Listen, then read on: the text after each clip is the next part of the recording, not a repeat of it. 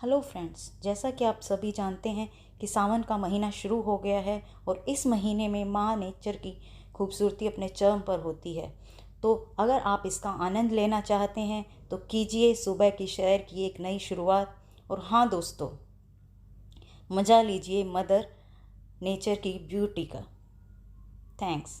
And friends, अगर आपको मेरा वीडियो पसंद आया है then please like, share and subscribe my channel.